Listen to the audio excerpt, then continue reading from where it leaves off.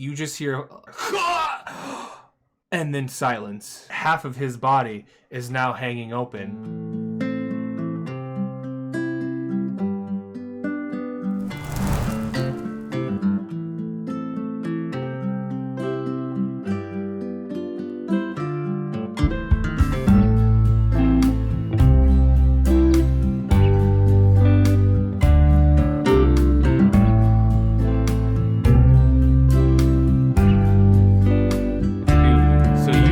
Saw them get escorted down the hallway, and then you see Zeke coming.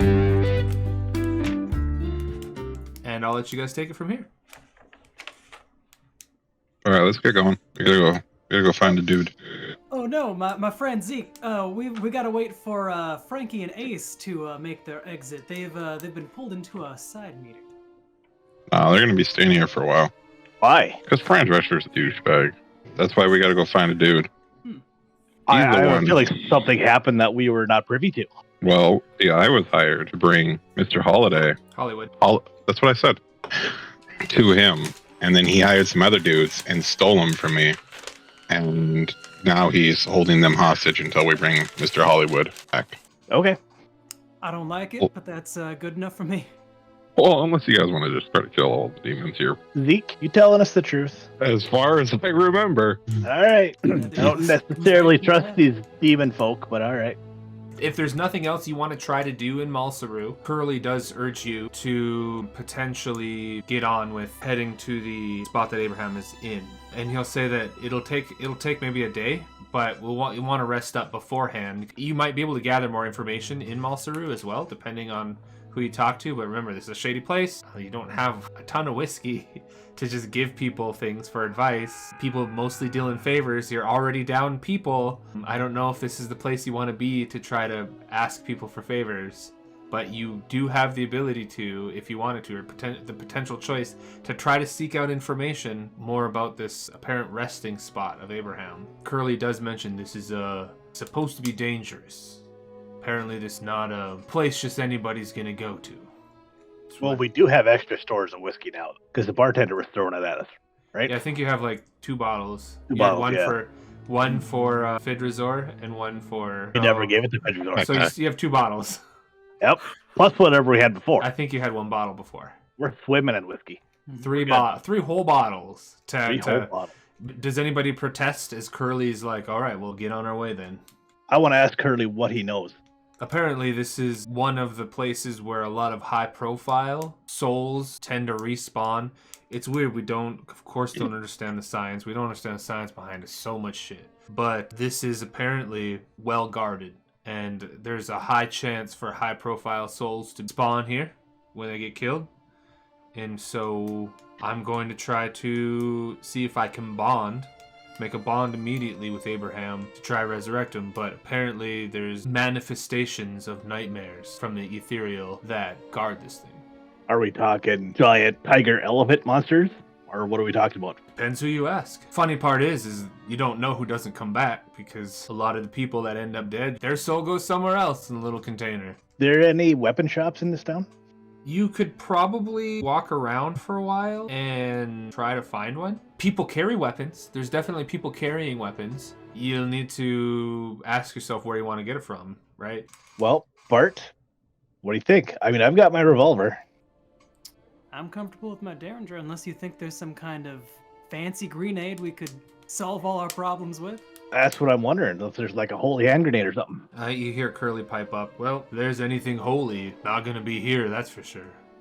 As for explosives, I'm hard-pressed to think that we're gonna find many explosives here. Perhaps they got some TNT down in the mines, but the tough part is we don't even really know what we're up against. Until we go, we're not gonna know, right?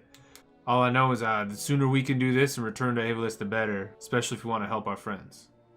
All right, Bart, you want to just go? Yep. Let's get out of here. Are you going to gesture to Zeke? Yeah, Zeke, you on board or what? Yeah, Zeke, you want strength in numbers, or are you going to strike it off on your own? I may accompany you for now. Repay past deeds. I hear Curly speak up. I think that's fair. I don't know if I agree 2 for 1, but till we get Abraham, at least definitely take you. All right. So was there anything you wanted to do in the city before you leave? It seems like kind of everything's a crapshoot around here. Far, It's kind of a losing streak. And that's just kind of the feel of Malsirew right now. Is it's just kind of like just down on your luck. Maybe if you gamble a little bit more, you get back up, right? I feel like this town's like full to the bursting with people who kind of kept waiting until their luck turned around. Bart is not going to stick around and find out if we're one Sure. of the lucky few. I say we just go. Yep. So as you guys head out the gates and you see the gentleman, hat still down, hasn't moved at all. Charlie, I believe his name was. There are still some people begging, and you don't notice anybody that stuck out before come up to you and approach. You can offer to engage, or you can keep going. You just see Curly kind of walking and ignoring them. No. Bart's got his eyes on the prize. Okay. As you leave, it's still kind of daylight, and you guys walk for what feels like an entire day. It felt like you're like walking for 24 hours. There's not a whole lot of talking going on, and it's definitely clear that when there was more of you, especially with the stragglers, it felt a little more lively. Is there anything you guys want to talk about while you're on your way? Anything you want to mention? Any questions you have? Any like ponderings? I think Bart has some questions for Zeke. Good. I don't know if that's going to go anywhere. Yeah, go ahead. So, our new friend Zeke, tell us a little more about yourself. You see, we're all well established with each other here in this little, much diminished merry band, but you're still somewhat a stranger. My name is Zeke. Hobbies? What? Something. Got any hobbies or anything interesting to tell about Well, yourself? I generally hunt people. Apparently I made the wrong deal, and that's why I've ended up with you guys. Or you made the right deal? I mean, wow. We lost 2 of your friends. And my friends. Oh, then yeah, I made the great deal. But he's still a douchebag. I cruise around hell a bit. Been trying to get little things to help me transition a bit easier. That's where Brian Dresser made a deal too good to be true. A classic trap. Yup, that'll learn you. You have any designs on leaving hell? Maybe settling on top side? No, I like to keep moving. Feel like I owe you guys. I might come back around, but moving's good. Damn shame. You're a weird guy, Zeke, but you've got some skills. I don't have any questions for you guys. I've overshared, and I feel like I have to embrace the silence for a bit. So I'm going to pull you guys out of your characters for just a second, and we're going back to the House of Fizz, where there is Ace held up chains against the wall, and he's exclaiming that he doesn't belong there. You can't do this. What the hell? I never made no deal with you. And Fizzador is standing there. But that's the shame part of it. You are an item on a transaction. You see, Ezekiel, who you may thought you knew, had traded you and that other guy for opportunity. Now I need to know, how does that make you feel? Meanwhile, on the other side, there is Frankie, who is sporting a bruised face on the one side, black eye, a bloody lip, and a big demon in there. Hits him on the face again, and you just see Frankie take it hard. Blood splatters on the ground, and the demon just says, "Tell us your name." And you see Frankie look up, says, "No, you don't understand. Them's my friends. I's not gonna tell you anything, and they's coming for me. You just wait. They's coming for me." And so now we pop back to your characters. All of a sudden you guys get a flash in your mind that for the screams and everything you heard, the less time they're there, the better, right? But you catch yourselves humming the tune from the lobby area of the House of Fizz.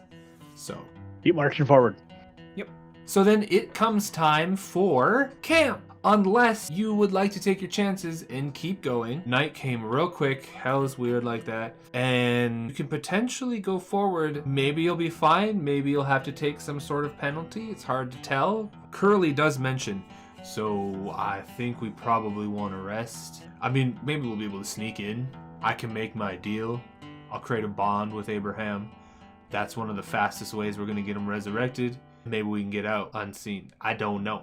But I would rather be 100% for whatever we might have to face. So I'm for resting. But I can obviously see the other side because that's We're gonna probably have to have some people watch. We might be making ourselves vulnerable while 3 people are sleeping. How bad is it usually if we go without sleep? Does it start off as kind of a minor hindrance to our abilities, Yeah. and it gets worse the longer we go? Typically, like, you just feel yourself kind of get slower. You kind of feel yourself get, like, foggier as time goes by. You guys haven't necessarily experienced going a long ways without the sleep, but it has been compared to like walking through quicksand. Your steps get heavier, your thoughts get more muddled over time, and it's almost like the stuff of legends, but it's also one of those cases where you also hear that once you realize that you're going crazy, you're too crazy to realize you're going crazy, right? And some of the weird stuff that happens, like back in Malsirew, some of those people that were on the outside, it's like, what are you kind of doing, right? That kind of behavior is sometimes attributed to the lack of self-care, the lack of sleep, the lack of taking the time cycles in hell seriously. It does happen gradual, because it's not something that you just sneeze because you're tired and then all of a sudden slit your partner's throat. It's like, it's not really that drastic. But the effects are unknown. It's not something that you can ever track, because different things happen to different people at different times. Some people might get a buff. It seems like every time we try to rest, something tries to mess with us or something terrible happens. I think we can press on. Well, we're only like a day away, though, right? I So, won't sleep. if you keep going, you'll wind up there. Otherwise, if you sleep, then when you wake up, you'll wind up there the next day. Okay. So, sounds like Curly and Ron are voting sleep. Bart and Zeke are voting go. I'm gonna flip a coin, and if it's heads, Bart's gonna just change his vote, and we'll sleep. Heads. Curly makes a very valid point, and he says some of the stuff that happened before, we had a bigger group. It was a higher chance of unknown things happening. As long as we trust each other. He looks over at Zeke and you kind of see like, oh shit. As long as we mostly trust each other, we should be good. Just keep to your shifts. All right, make camp. Okay, so you make camp. You guys get the tents, make a small fire, and Curly brings everybody out. Says, okay, so who wants to go when? Take shift 4. Bart will take first watch. I'll take the third. Okay, and then Curly second watch. All right. Go ahead and roll a d10, just a regular d10. It is a 5. Your watch goes by uneventful, and for the most part, it's quiet, and you just can't get the song stuck out of your head. It's so freaking catchy. You just wish there wasn't those parts with the screaming, like subtly in the background. But everybody else slept through just fine, and you didn't see anything. There's literally nothing to note. You wake up Curly? Yeah, at the end of his watch, Bart will wake up Curly and just let him know. Nothing so far? Nothing at all? Nobody coming from the city or anything? Nope. Nothing from the city except that stupid song I can't get out of my head. Oh, maybe you'll get some sleep. Sleep did me some good. Ron, Yeah. you wake up after a really nice sleep to Curly, shaking you a little bit. Hey, it's time for your watch. Hey. Literally nothing Hey. all night. No sound, nothing. Well, no sound except for that stupid song, I swear to God. Try really hard not to whistle it, but... All right, go back to sleep. Alright, if there's anything, make sure to wake us up. You want to roll a d10 for me? 7. You actually don't even have the song necessarily like playing in your head. Like bits of it come here and there, but nothing eventful happens, and everybody is sleeping soundly. The fire is kind of fading down a little bit, but it's the end of your shift, so you'll probably want to wake up Zeke. Or not wake up Zeke, it's up to you. Yeah, I'm gonna throw a couple of logs on the fire and wake up Zeke. Okay. Do you want to say anything to him or anything? I'm gonna wake up and say, hey, get up. It's your turn. There's been some strange noises out there, though. Keep an eye out. Okay. Roll a d10 for me if you would. Zeke. There you go. 6. The music for you plays in your mind, but it's a lot less of the music and a lot more of the scent of the House of Fizz, and some of the artwork kind of just like sticks in the back of your mind, but it's uneventful. And you see kind of the sun, or what would be the sun on the horizon, except it's actually the horizon all around you instead of from the east, but it starts to get light. And so you figure if you give it another half an hour or something, people will probably wake up naturally, or you could wake them up now.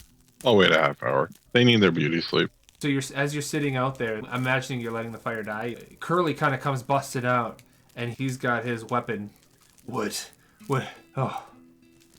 Everything went okay then. Waking up naturally like that scared me for a second.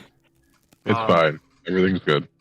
Everybody else is in their tents. As far as I know. And so But go, we took a sleep, so somebody's probably dead. both Ron and Bart, you get woken up from Curly just saying, hey, we probably should head up now. And you don't have the song in your head anymore. Till I start humming it. You actually can't remember the tune. It's odd for something that was stuck in your minds all yesterday and going to sleep. You can't remember it for the life of you. You're like, how did it go? Something screaming or something. And no matter how much you try, you can't actually get it back.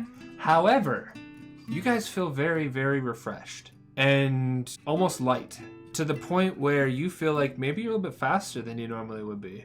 And so, as a mechanic, this translates to get a +1 bonus to all initiative values. You hear Curly say it's about half a day. Everybody get your weapons loaded, get your weapons ready. You don't know what to expect. So you guys pack everything up, and he kind of starts leading the way there. You walk for a good couple of hours, and you see the silhouette of ruins. Curly stops, and he's like, just up ahead. I can feel it. It's around there somewhere.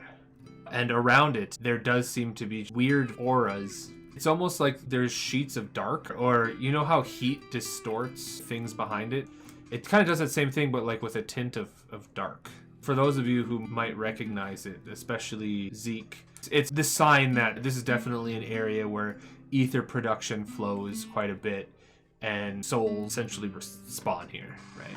You hear Curly say, all right, well, I feel it. He's in there, definitely. So be on your guard.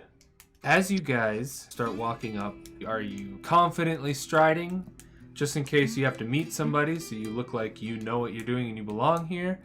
Are you being sneaky, trying to be as quiet as possible? Looking like you don't really want to let anybody surprise you for any means? How do you guys look as you are approaching some of these ruins? So what do we know about ether production areas? Is this the kind of place where it's expected there's some people who are supposed to be here, or is it like just a absolute no man's land? It really depends on the types of places. If you're not specifically looking for something like this, and you don't know how to look for something like this, then you're never going to find it.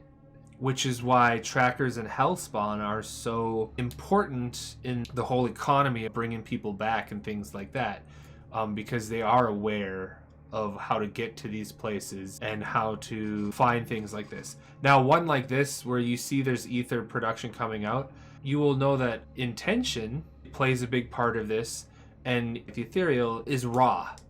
It's like raw power, raw intention that can be transformed into really anything. It's extremely unpredictable. And so you imagine seeing something of this magnitude, it could produce a village of people that aren't actually people. It could produce dark coyotes. Now, granted, if this is going to do dark coyotes, it would probably be lots and lots and lots of dark coyotes, which would be very overwhelming, right?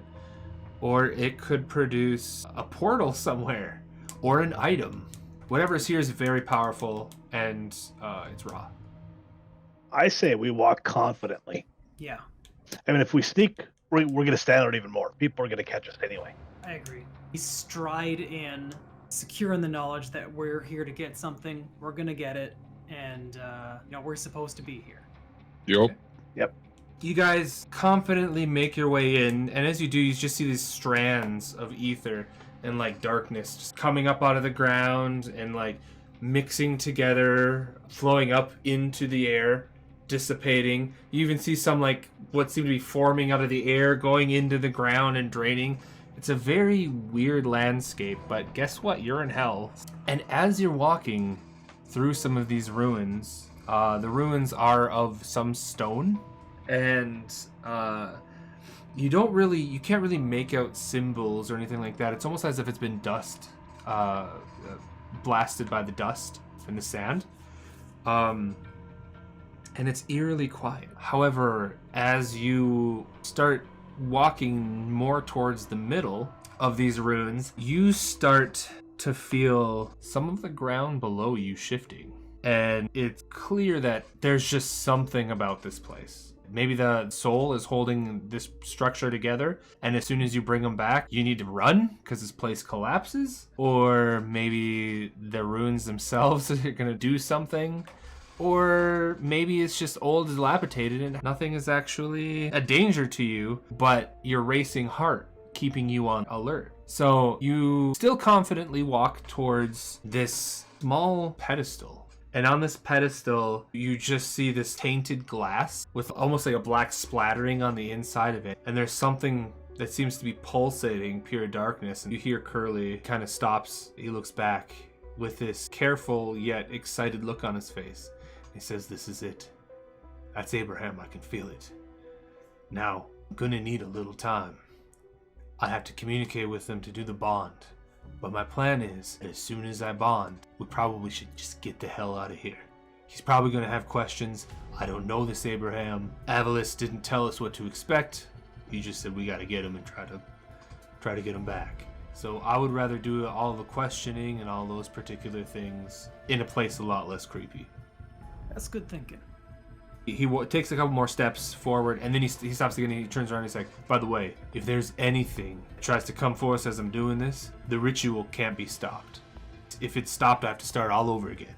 It's going to take a little bit of time. You see me in the middle of it, and we need to go, you need to cover me. Is that understood?" Got it. We got you covered, All Charlie. right. It takes a few more steps, and as he does, the ground behind you feels like an explosion, but there's no fire. It's just a loud boom as a giant scorpion, 30, 40 feet tall, busts out behind, and he's medium range from you guys. It is absolutely 100% not something you're going to be able to reason with. You know this immediately. Everybody, please roll initiative. I got a 3.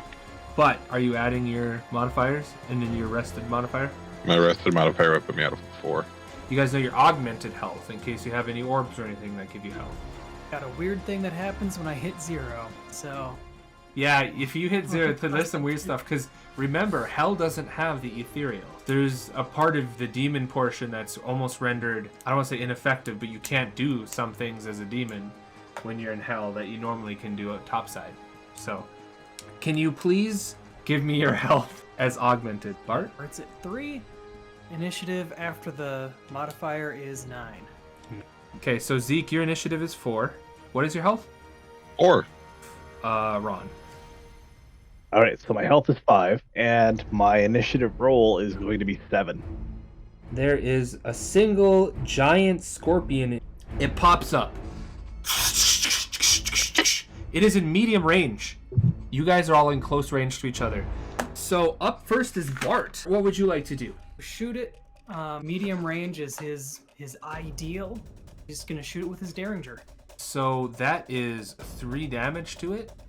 So you shoot. Pow!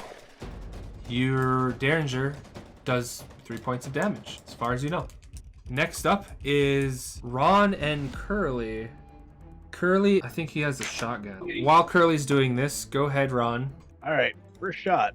2, 3, Nice. 3. Havoc cylinder though. 4, 1. Stop. You see Ron pull out his gun real quick, almost as if he's in the middle of a duel. Just bam, bam, bam, bam. And he kind of moves and gets himself into a position. That was 4, right? Yep. Okay, and now Curly, he pulls the shotgun out from the back, and you see him pull it. It breaks in the center, and he looks to be 2 shells in, clicks it back up, and he does not get to shoot. He just loads it and pulls it up to his shoulder. It is Zeke's turn. I get to start with my shotgun loaded with whatever I want. So I'm a trapper. You're using the over-under, right? Yeah, I have the over-under and the thought off, but the over-under is better at medium range. So we're going to use that with Elliot. And this is a non-human, so I add 2 to the damage.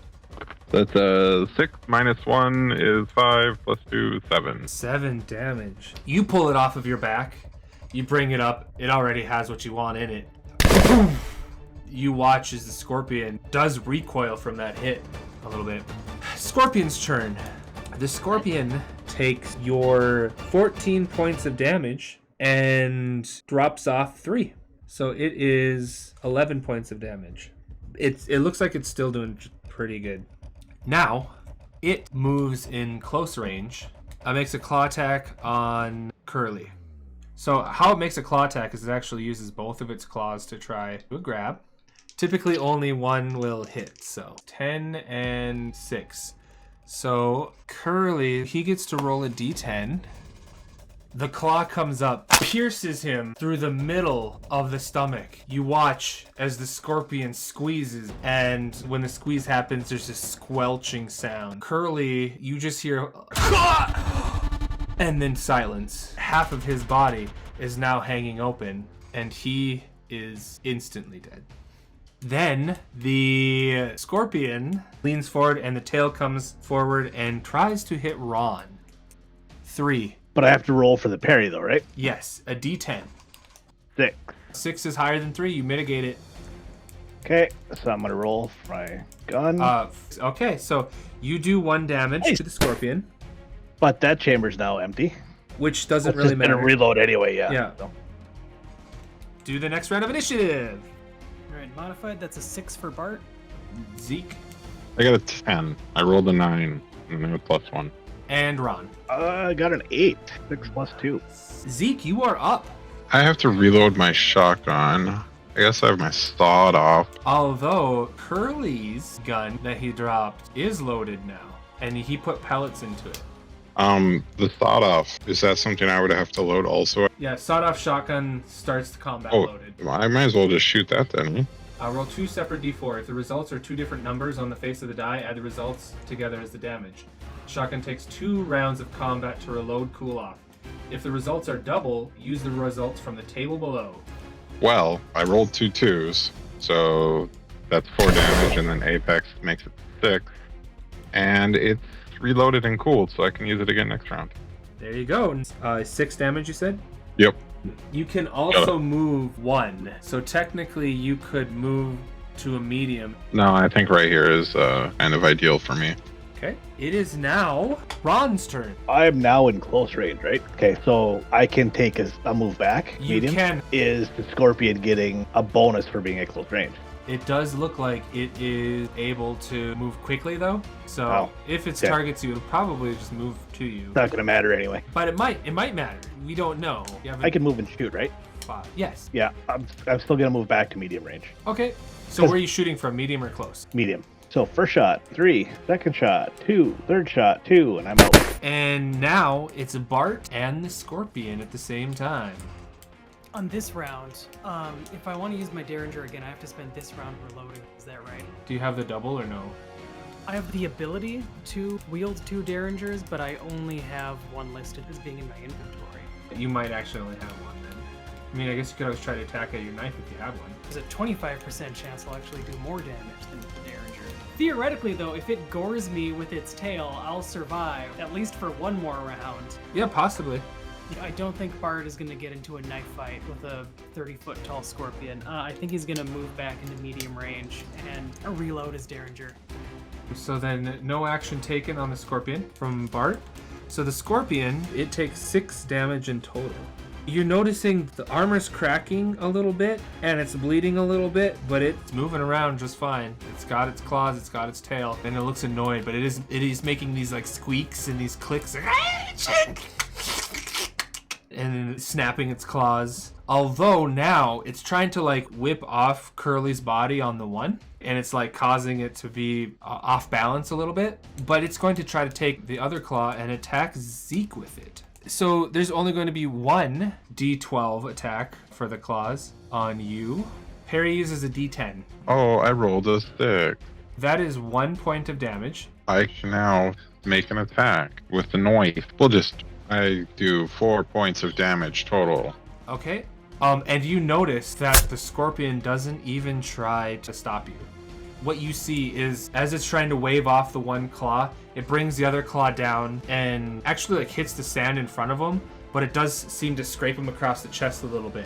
Which impressively, as it does that, you see Zeke with the shotgun in hand pull up the shotgun this way, grab a knife, and hit part of the claw and move it ever so slightly so it like separates a piece of the armor from the gooey. Pulls it out as he kind of stumbles back a second, puts the knife back. And now we're rolling next initiative. 4. For what is Bart? Bart is 9. And Wrong Ron. move. Still sitting at an 8. Right now we have Zeke in close. Ron and Bart are in medium range. Bart, it is currently your turn. Bart briefly considers healing Zeke, and then, nah, he's fine. He's paring that claw with a knife. He'll be fine. And just takes another shot with a Derringer. Okay. Ron, your turn. Am I close enough to pick up the shotgun that's laying on the ground and fire it? You will have to move into close range of the Scorpion. What kind of shotgun was it? It was loaded with pellets. I'll just shoot. From your revolver? Yeah, from my gun. Yeah. Do you have to reload it, though? Crap, I do. That's why I initially thought about doing that. Okay. If I'm close enough to run, pick up the shotgun, and fire it, I'll do that. So you are close enough, absolutely. Shotgun is loaded with pellets. So that means at close range, you take a -2, but you're doing a 2d4. 2d4. All right. Okay. One thing to note too, once you have expended these rounds, you actually don't have any ammo on you, so you won't be able to reload this shotgun unless you try to take it off of Curly's body. No, but I got to reload anyway, so I might as well take the chance at shooting now. Sure. So 2d4, right? Yes. The first one is a 3. Next one is a 1. So 4? Is it adding them together? Yeah. Oh, yeah, 4. 4 minus 2 is 2, because you're close range.